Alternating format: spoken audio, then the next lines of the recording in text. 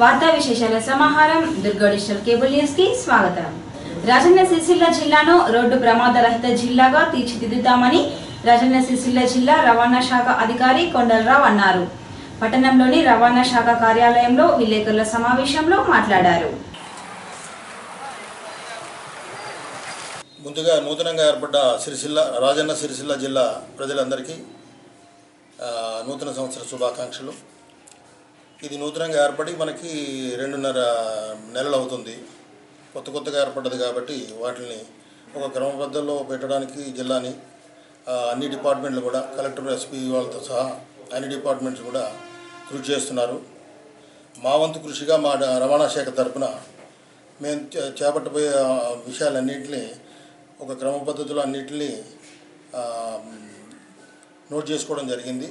ప్రత్యేకించి ఇది జిల్లా పరంగా గతంలో ఉన్న ఈ రవాణా శాఖకు సంబంధించిన ప్రజలందరికీ కావాల్సిన ఈ రవాణా శాఖలో లభించాల్సిన అన్ని సేవలు కూడా కరిమేరపోకుండా ఇక్కడే మనం అందుబాటులోకి వచ్చినాయి కాబట్టి పని పెరిగింది.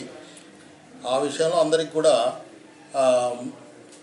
ఈ ఫెసిలిటీస్ లేకపోయినా లేకపోతే సిబ్బంది కొరత ఉన్నా సరే వాటిని అధిగమించి వారికి మెరుగైన సేవలను అందించడానికి కృషి చేస్తున్నాం. దీని తర్వాత ప్రత్యేకంగా ఒక జిల్లాగా ఏర్పడ్డది కాబట్టి రోడ్ సేఫ్టీ పాయింట్ ఆఫ్ వ్యూలో మేము కృషి చేస్తున్నాం. వాటిల్లో ప్రధానంగా ఈ అడ్డదిడ్డంగా ఉన్న ఆటోల విషయంలో కానీ ట్రాఫిక్ రెగ్యులేషన్లో కానీ అదేవిధంగా స్కూల్ బస్సు రవాణా పిల్లల రవాణా భద్రతతో కూడుకున్న స్కూల్ యాజమాన్యాలు మరియు ఈ డ్రైవర్లతో అవగాహన సదస్సు పెట్టి మెరుగైన పిల్లల తాలూకా ఈ రవాణా విషయంలో శ్రద్ధ తీసుకుంటాం. అదేవిధంగా ఈ జిల్లాలో ఉన్న 1525 కిలోమీటర్ల పంచాయతీరాజ్ కానీ లేదా R&Bకి సంబంధించిన రోడ్లన్నీ కూడా అన్నీ కూడా మోటరబుల్ రోడ్స్గా మనం గుర్తించాం. వాటిల్లో ప్రధానంగా 10 రోడ్లు మేజర్గా 4 ప్రధానమైన 4 రోడ్లు అయితే ఇంటీరియర్గా మనకి ఒక 6-7 రోడ్ల వరకు మనం గుర్తించాం. వీటిల్లో ప్రమాదరహితంగా ఉండాలనే ఉద్దేశంతో కొన్ని బ్లాక్ స్పాట్స్ సర్వే నిర్వహించడం జరిగింది. ఎక్కడైతే ఎక్కువగా గత 10-15 ఏళ్ళ నుంచి మనకి ఎక్కువ యాక్సిడెంట్లు అవుతున్నాయో వాటిని మనం బ్లాక్ స్పాట్స్ యాక్సిడెంటల్ ఏరియాస్గా మనం గుర్తించడం జరిగింది. అదేవిధంగా ఈ రోడ్డు పంటూ ఉన్న ఈ వ్యవసాయ భావాలు కానీ అవి ఉపయోగంలో ఉన్నా ఉపయోగంలో లేకపోయినా వాటిని కూడా గుర్తించి ఈ వాహనదారులకు ఎటువంటి ఇబ్బంది లేకుండా వాటి విషయంలో కూడా సర్వే నిర్వహించి కలెక్టర్ గారికి నివేదిక పంపించడం జరుగుతుంది. తద్వారా వాటిని ఏ విధంగా మనం పోడ్చలేని పరిస్థితుల్లో ఈ భద్రత విషయంలో దాని చుట్టూ ఏ విధంగా బావి చుట్టూ మనం ఈ కనీళ్ళు పాతడం కానీ లేకపోతే రిటైనింగ్ వాల్ పెట్టడం కానీ ఈ విధంగా ఆ బావుల విషయంలో ఎలాంటి ప్రమాదం లేకుండా ముందస్తు చర్యగా మేము దాని మీద కూడా కాన్సన్ట్రేట్ చేస్తున్నాం. తర్వాత ఇవన్నీ అయిపోయిన తర్వాత ప్రధానంగా యాక్సిడెంట్ జరగడానికి కారణం 2 వీలర్స్. ఆ 2 వీలర్స్లో 17 ఏళ్ళు 22 ఏళ్ళ వయసులో మధ్యలో ఉన్న పిల్లలు ఎక్కువ ఈ దుర్ఘటనకు దుర్మరణ పాలవుతున్నారు. వాళ్ళని దృష్టిలో పెట్టుకొని ఒక పెద్ద ఎత్తున ఈ హెల్మెట్కి సంబంధించిన ఒక అవేర్నెస్ ప్రోగ్రామ్ క్రియేట్ చేసి మెల్లమెల్లగా ఇప్పటివరకు అలవాటు లేని ఈ హెల్మెట్ ధారణ అనేది ప్రజలందరికీ ఒక అలవాటు చేయాలన్నది నెక్స్ట్ ఇంపార్టెంట్ పాయింట్. దీంతోపాటు ఈ ప్రమాదాలకి ప్రధాన కారణమైన హెల్మెట్ ధరించకపోవటం, సీట్ బెల్ట్ ధరించకపోవటం, అధిక స్పీడ్తో వెళ్ళటం, డ్రంక్ అండ్ డ్రైవ్, అదేవిధంగా సెల్ ఫోన్తో మాట్లాడడం ఇవన్నీ కూడా ఈ ప్రమాదాలను పెంచే అంశాలు కాబట్టి వాటిని తగ్గిస్తూ ఒక పక్కన చెకింగ్ చేస్తూ అంటే కేసులు బుక్ చేయడానికి ఒక పక్క నుంచి మరో పక్కన వాళ్ళందరికీ అవగాహన కల్పించడం మరొకటి ఈ 2 విధాలుగా ప్రజలందరినీ చైతన్యపరిచి వాళ్ళని కంట్రోల్ చేసి మెరుగైన ప్రమాదరహిత సమాజ నిర్మాణానికి తద్వారా 31 జిల్లాల్లో మన సిరిసిల్ల జిల్లాని ఫస్ట్లో ఉంచడానికి నేను ఆకాంక్షిస్తున్నాను. ఆ శుభాకాంక్షలతో పాటు ఈ ఆకాంక్ష కూడా వాళ్ళకి తెలియజేస్తే రేపటి నుంచి మొదలైన ఈ 2015లో సంపూర్ణ మద్దతు ప్రజలందరితో తీసుకొని తద్వారా నేను అనుకున్న ఈ ఆకాంక్ష సంపూర్ణ ఈ ప్రమాదరహిత సమాజ నిర్మాణం కోసం ఈ జిల్లాని మనం ముందు తీసుకుపోవాలని ద బెస్ట్ డిస్ట్రిక్ట్ అంటే ఉన్న రాష్ట్రంలోనే ఈ ప్రమాదాలకు సంబంధించి సేఫ్టీ మెజర్స్ తీసుకోవడంలో కానీ వీటిలన్నింటిలో మా అందరి చేత మనం కొనియాడబడే విధంగా మా కృషి చేస్తామని, ఆ కృషికి ప్రజలందరి సహకారం కావాలని కోరుకుంటున్నాం. ఇక లాస్ట్ ఇదే విధంగా భారతదేశ వ్యాప్తంగా ఈ నగదు రహిత లావాదేవీలు అనేవి ఊపందుకునే సమయం ఇది. దీన్ని కూడా రవాణా శాఖలో అసోసియేషన్స్ కానీ లేదా ఆటో ప్రయాణించడం కానీ ఆర్టీసీలో ప్రయాణించడం కానీ వీళ్ళంతా ఈ నోట్ల ఇబ్బందితో పడుతున్నారు. కాబట్టి మొబైల్ వ్యాలెట్ అని ఉంటుంది, పేటిఎం అని, లేకపోతే తెలంగాణ యాప్ అని, ఇలాంటి యాప్లతో మొబైల్ను ఉపయోగించి అటు పాసింజర్ నుంచి రావాల్సిన వసూలు చేయాల్సిన ఛార్జీలని డ్రైవర్ వసూలు చేసుకోవచ్చు. అదేవిధంగా డ్రైవర్ నుంచి వాళ్ళకి సేవలు ఈ విధంగా నగదు లేకపోయినా సరే కేవలం ఈ మొబైల్ వ్యాలెట్ సహాయంతో కూడా ఈ నగదు రహిత ఆటో ప్రయాణం అనేది ప్రవేశపెట్టడం జరిగింది. మెల్లమెల్లగా వాళ్ళ చేత అకౌంట్లు ఓపెన్ చేసి ఎవరైతే ప్రయాణిస్తారో ఆ ప్రజల్లో అవగాహన తీసుకొచ్చి మనకి చిల్లర లేకపోయినా నోట్లు లేకపోయినా సరే ఇతర రాష్ట్రాల్లో ఏ విధంగా అయితే అది పేరు పొందిందో ఈ నగదు రహిత ఆటో ప్రయాణం, నగదు రహిత బస్సు ప్రయాణం అనేది దీన్ని కూడా కాన్సన్ట్రేట్ చేస్తున్నాం. తద్వారా ఈ ఇన్ఫర్మేషన్ టెక్నాలజీ సంబంధించిన దాంట్లో ఈ సౌలభ్యాన్ని ఉపయోగించుకొని ప్రజలందరికీ అసౌకర్యం లేకుండా ఈ నగదు రహిత ప్రయాణాన్ని కూడా మనం వాళ్ళకి అలవాటు చేద్దాం అన్నది లాస్ట్ పాయింట్. ఈ విధంగా రానున్న 2017లో అందరికీ శుభం జరగాలని, అదేవిధంగా మా వంతు కృషి మేము ప్రజలకు మెరుగైన విధంగా చేయాలని, వారి మన్ననలు పొందడానికి వారి సహకారం కోరుతూ సిరిసిల్ల పట్టణ టీడీపీ వార్డ్ కమిటీల ఎన్నిక పట్టణంలోని తెలుగుదేశం పార్టీ కార్యాలయంలో ఎన్నుకున్నారు. పట్టణంలోని మొత్తం 33 వార్డులుండగా 33 వార్డుల అధ్యక్షులు, ప్రధాన కార్యదర్శులను ఎన్నుకున్నారు. కార్యక్రమంలో పట్టణాధ్యక్షులు తీగల శేఖర్ గౌడ్, ఎన్నికల ఇన్ఛార్జి రామచందర్, నాయకులు గుండ్లపల్లి దేవదాస్, నీలి రవీందర్, దార్ల సందీప్, ఎండి మోహినుద్దీన్, జహీరుద్దీన్, ఇరుకుల భాస్కర్, గుజ్జ రమేష్, ఎల్లంకి సతీష్, ఆడుపు లక్ష్మీనారాయణ, ఎండి ఆయుబ్ ఖాన్, మ్యాన వెంకటేశ్వర్లు పాల్గొన్నారు. సిరిసిల్ల సహకార బ్యాంక్ చైర్మనే కాంట్రాక్టర్ గా అవతారం ఎత్తి అక్రమాలకు పాల్పడుతున్నాడని ఆరోపిస్తూ సిరిసిల్ల పౌర సంక్షేమ సమితి ఆధ్వర్యంలో జిల్లా సహకార అధికారికి ఫిర్యాదు చేశారు. సిరిసిల్ల పౌర సంక్షేమ సమితి అధ్యక్షులు, అర్బన్ బ్యాంక్ సభ్యులు బిఎంకర్ శ్రీనివాస్ ఆధ్వర్యంలో పలువురు సభ్యులు జిల్లా సహకార అధికారిని కలిశారు. బ్యాంక్ నిర్వహణ అస్తవ్యస్తంగా మారిందని, అప్పులు తీసుకున్న వారి నుండి రికవరీ మందగించిందని ఫిర్యాదులో పేర్కొన్నారు.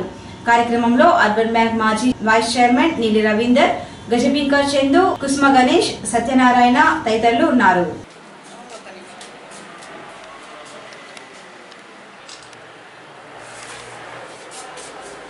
సహకార అర్బన్ బ్యాంకు లోపల కొన్ని అవకతవకలు జరిగినాయి. దాని లోపల ఉన్నటువంటి ముఖ్యంగా సభ్యులను కూడా సభ్యత్వం నుంచి తీసివేయడం జరిగింది. అది సరైనది కాదు.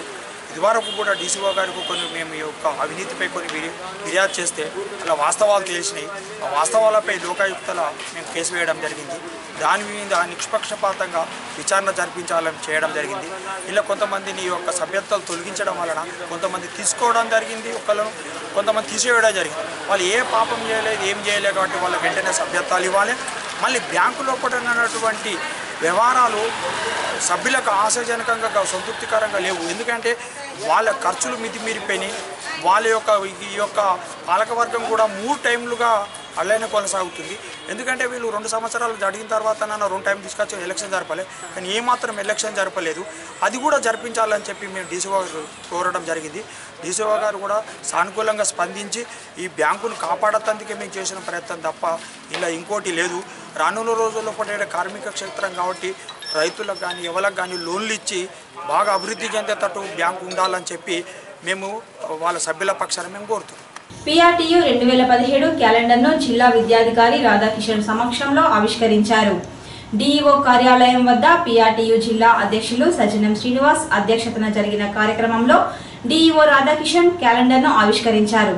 కార్యక్రమంలో పురం రామచంద్రరావు, దీకొండ రాజన్న, నాగరాజు, సజ్జం విశ్వజ్ఞచారి, చిమ్మణి శంకర్, రాజు, రామచంద్రం, భాస్కర్, సురేష్ బాబు, శ్రీనివాస్ తదితరులు పాల్గొన్నారు.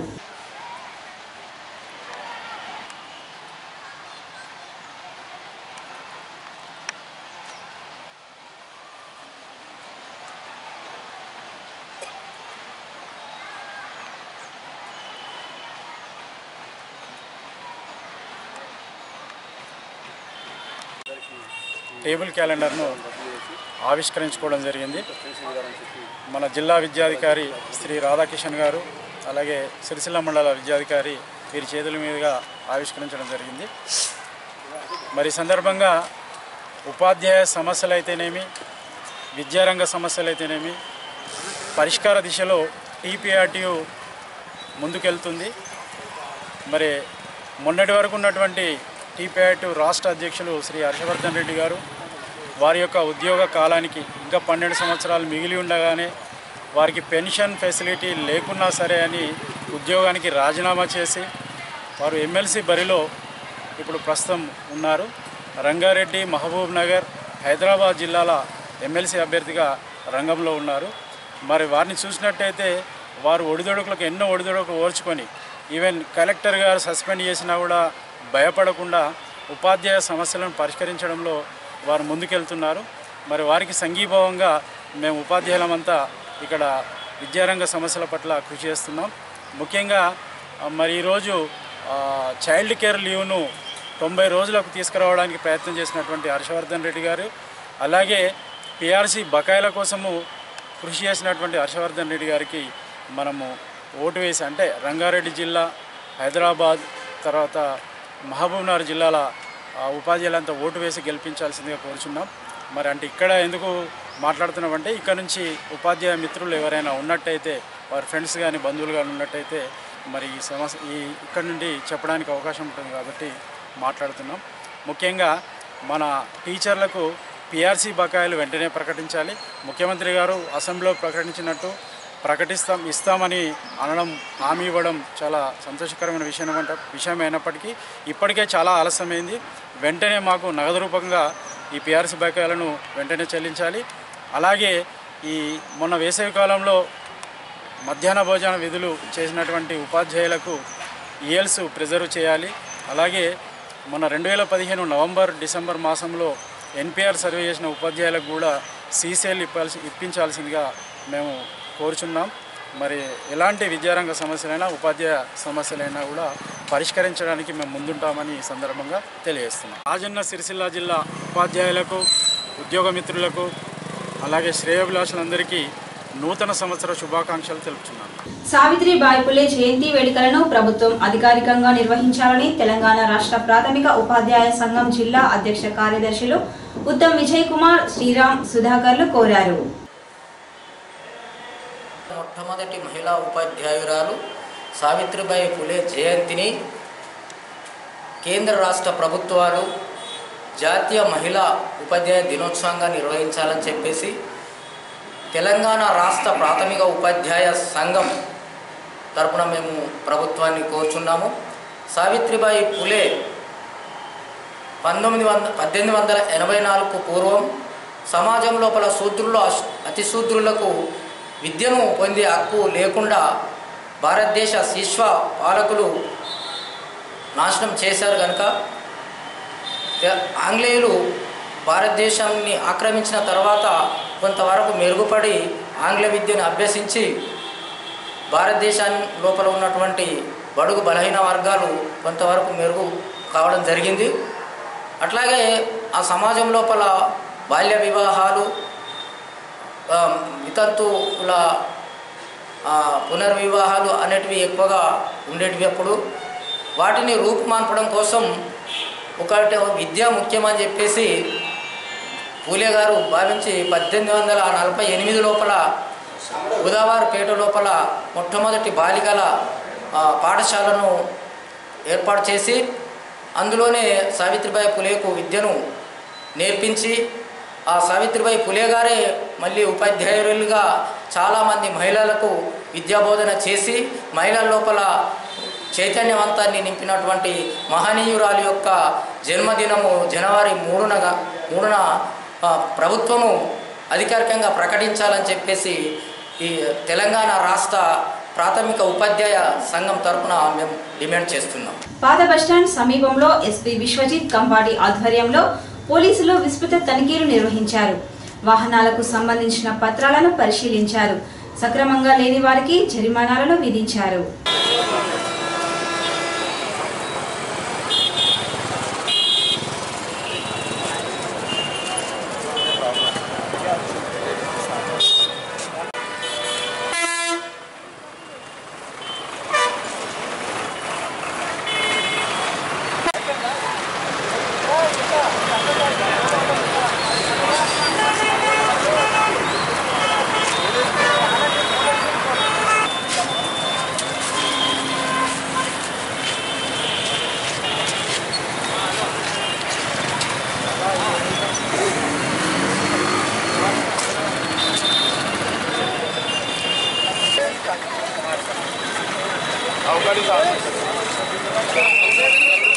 పట్టణంలోని సూర్య ఆక్స్ఫర్డ్ సైనిక్ స్కూల్లో ఐజేయు నాయకులు కర్నాల భద్రాచలం క్యాలెండర్లను ఆవిష్కరించారు.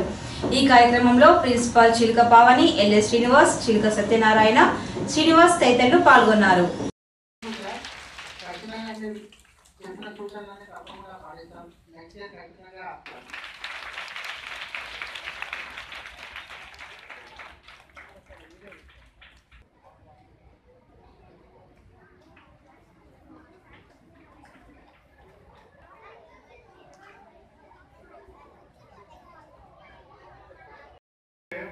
మనకు మంచి భవిష్యత్తు ఉంటుంది. మన భవిష్యత్తులో ఒక మంచి డాక్టర్లుగా, ఇంజనీర్లుగా, లేకపోతే న్యాయవాదులుగా, లేకపోతే ఒక మంచి కలెక్టర్గా, ఒక ఆర్డీఓగా, ఒక డిఈఓగా, ఒక టీచర్గా, ఇట్లా మంచి వృత్తిలో మనం స్థిరపడాలంటే ఇప్పటి నుండే మీరందరూ కూడా బాగా చదువు మీద దృష్టి పెట్టాల్సినటువంటి అవసరం ఉన్నది. కాబట్టి ఆ రకంగా మీరందరూ కూడా దృష్టి పెడతారని ఆశిస్తూ నాకు ఈ మంచి అవకాశం ఇచ్చినటువంటి ఈ వార్తలు ఇంతటితో సమాప్తం. నమస్కారం.